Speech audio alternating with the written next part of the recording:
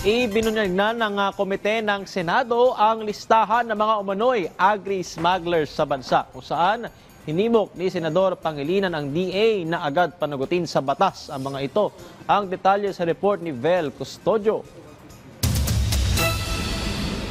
Pinangalanan ni Senator Francis Pangilinan ang mga custom brokers at kumpanya na umano'y sangkot sa agricultural smuggling sa Senate hearing ng Committee on Agriculture, Food and Agrarian Reform. Kasunod ng tila mabagal na proseso sa pagpapanagot sa mga smugglers sa bansa. Kasi ang concern natin dyan, di 15 million, 20 million, non-bailable, hindi ba? Non-bailable. Kung talagang yun ang ilalabas na actual na valuation. Di dapat iwawaran to pares yun, hindi na makakalabas ng kulungan yun hanggang habang nililitis. Kung mabagal at hindi na action ng kaagad dahil July 24 ata o third week of July, tama? So it's already the fourth week of August. Baka nag-escape na lahat yun.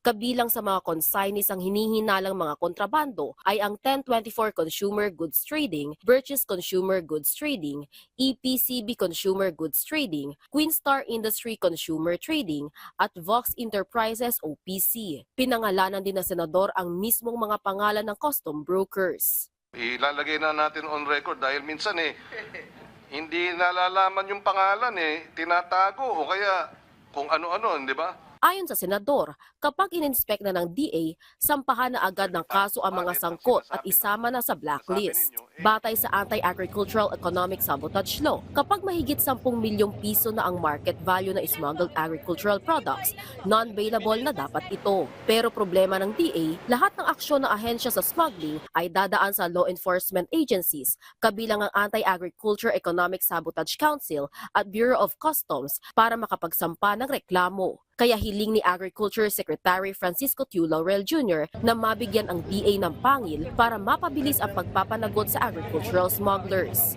Ng DA, with Yusek Carag, is actually bigyan kami ng enforcement powers.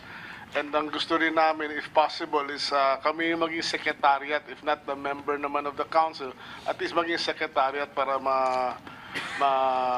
ma-handle namin maigi yung sitwasyon. Ang administration namin ngayon, ang pinakamarami na huli.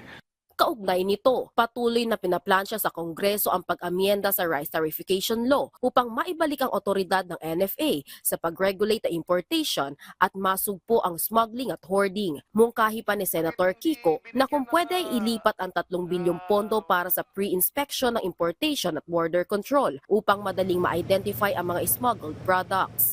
Vel Custodio para sa Pambansang TV sa Bagong Pilipinas.